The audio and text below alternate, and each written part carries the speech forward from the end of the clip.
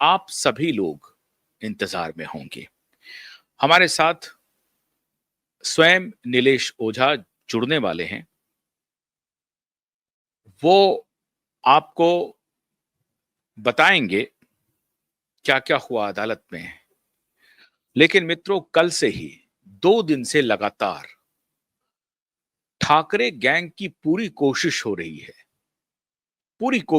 अपने तरीके से, किसी भी तरीके से, या तो गृह मंत्री से मुलाकात की जाए, महाराष्ट्र के मुख्यमंत्री से मिला जाए, और किसी भी हालत में जो भी रिप्लाई फाइल करना हो, वो रिप्लाई ऐसा हो जिसमें आदित्य ठाकरे बच जाएं। उद्धव ठाकरे इसमें किसी भी तरीके से नहीं फंसे, और इसीलिए लगातार हम लोग अदालत के ऊपर नजर टिकाए हुए थे। नीलेश जी ज्वाइन कर रहे हैं, आ चुके हैं। इसके पहले कि हम और सारी बात बताएं अदालत में क्या क्या हुआ, हमारे बीच नीलेश ओझा जी जुड़ गए हैं। बहुत बहुत स्वागत है नीलेश जी आपका। पूरा देश आज 16 जुलाई को लेकर के इंतजार कर रहा है। मैं जानना चाहता हूं कि कल शाम 7 बजे तक का आपने कोई वक्त दिया था, वो वक्त बहुत महत्वपूर्ण था। किसको दिया था, किस लिए दिया था, पहले ये बताइए, और फिर अदालत में क्या क्या हुआ ये बताइए। देखिए, सबसे पहली चीज ये बता देता हूं लोगों को, अदालत का बहुत इंपॉर्टेंट था, वो वक्त का सेकेंडरी बताता हूं। मैटर आज बोर्ड पे नहीं था, और ये कोई नया मतलब ऐसा नहीं है, इसके पहले भी कोर्ट ने ऑर्डर में डेट दिया था, मैटर बोर्ड पे नहीं आया था, फिर हमने मेंशन किया तो कोर्ट ने बोला ठीक है अभी ओवरबर्डन है, फिर भी 2 वीक के बाद लेंगे, तो 2 जुलाई को मैटर आ गया था। तो चलते रहता है कोर्ट में, कोई ऐसा बहुत ये नहीं है। हाँ, लेकिन इतना कि हमारी अपेक्षा रहती कि इतना सीरियस मैटर है, इसमें ऐसा नहीं होना चाहिए, लेकिन ठीक है, वो होते रहता है, कोई ऐसा बहुत नहीं, मतलब आपका जब आपका स्विच ऑफ हो रहा था, और अपने सभी, मैंने 3-4 अभिषेक जी को, एडवोकेट तनवीर निजाम को, एडवोकेट ईश्वर लाल अग्रवाल को, सबको मैंने फोन करने की कोशिश की, और मैं लगातार संपर्क में था, लेकिन सारे के सारे फोन जब ऑफ आ रहे थे तो मुझे शंका हो रही थी। फिर मुझे लगा कि शायद अदालत में हियरिंग हो रही होगी, और लाइव की जब कोई व्यवस्था नहीं हुई, क्योंकि आज आपने कहा था कि सुबह तक मैं आपको बता पाऊंगा कि लाइव आज हियरिंग होगी या नहीं होगी, लेकिन उसके बाद से जब आपका इनकम्युनिकाडो हो गया तो मुझे लग रहा था कि शायद हियरिंग होगी, लेकिन वो मैटर आज आया ही नहीं। बोर्ड पे ही नहीं था, मैंने तो मैसेज किया था ना आपको सुबह, तो वो जो है ना, हाँ, लेकिन मैं आपका मैसेज देख नहीं पाया, मैं लगातार आपको फोन कर रहा था, हो सकता है कि मैं मेरे से मिस कर गया हो।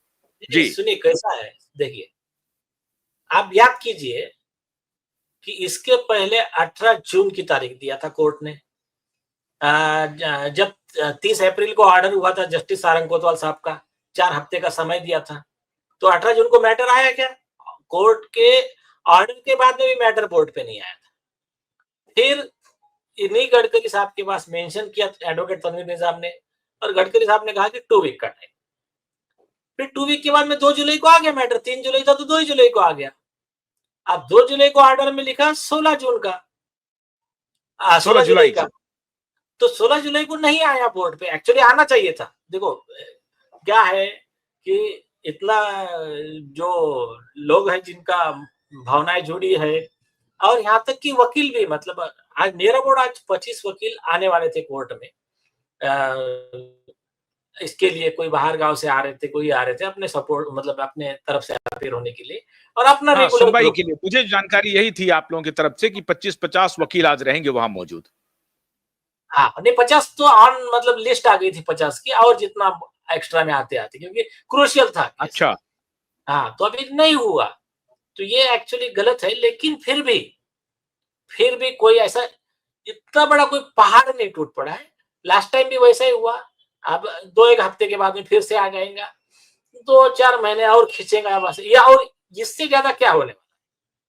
तो मेरे हिसाब से वो इतना बड़ा ऐसा मसला आज के डेट में इसलिए नहीं है क्योंकि कोर्ट अच्छे से काम कर रहा है ना अपना। लास्ट टाइम भी स्ट्रेट फॉरवर्ड सवाल पूछा। अच्छा, और एक गौर कीजिए, सुनिए आशुतोष जी, बाकी सब बातें आगे बढ़ेगी। सतीश सालियान का पिटीशन फाइल कब हुआ है? मार्च के एंड में, 22-25 मार्च के आसपास में फाइल हुआ है, मतलब अप्रैल के फर्स्ट वीक में पकड़ लो। फाइल हुआ है 2 अप्रैल को, पहला तारीख लगा, बोर्ड पे आया, जज चेंज हुआ, सेकंड डेट 29 अप्रैल को लगा, थर्ड, तो अभी अप्रैल, मई, जून, जुलाई है ना, तो ये 3-4 महीने में कितने डेवलपमेंट हुए आप देख लीजिए। स्टेट को पिटीशन एज गुड एज अपना एडमिशन के इसमें आ गया, कॉग्निजेंस ले लिया कोर्ट ने, स्टेट को रिप्लाई फाइल करने बोल दिया, उनका रिप्लाई आ गया, आदित्य ठाकरे का इंटरवेंशन आ गया, उस पे आदित्य ठाकरे, उसके वकील, वो पीआई नगरकर, इनको कस्टडी में लेने का अर्जी चला गया, ये सारे चीज का कोर्ट ने उनको झाप दिया, सरकारी वकील को, सरकार को, और नेक्स्ट स्टेज पे इंस्ट्रक्शन लेके मैटर हियरिंग को लगा दिया। तो ये इतने डेवलपमेंट हो गए हैं ना। हाँ, तो जिनको नहीं पता है और तो ये लोग क्या कर रहे हैं, जिन लोगों को या तो बेचारे कुछ कॉमन मैन है, उनका तो हम समझ सकते हैं उनका कि अरे यार ऐसा कैसा हो गया, तो लेकिन सच्चाई ये है।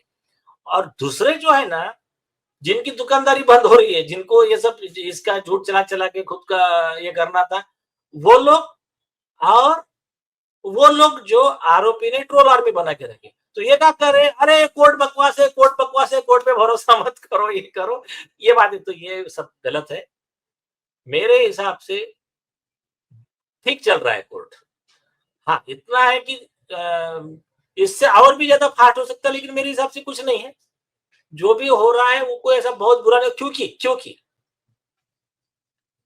आरोपी कितने बड़े बड़े हैं, और सिर्फ अकेला आदित्य ठाकरे थोड़ी आरोपी है, उसमें और पूरा ग्रुप है, इसमें रिया भी आरोपी है, इसमें वो फॉर्मर पुलिस कमिश्नर से लेके 10-11 पुलिस अधिकारी आरोपी है, और कई चीजें जो अभी नाम मैं बोल नहीं रहा हूँ। तो ये सब इतने बड़े बड़े लोग हैं, तो वो अपने लेवल पे उनका जो भी स्कीम चला रहे हैं, तो इतना तो चलने वाला, फिर भी इतना हो कि भी तो स्टेज 1 बाय 1 आगे बढ़ रहा है।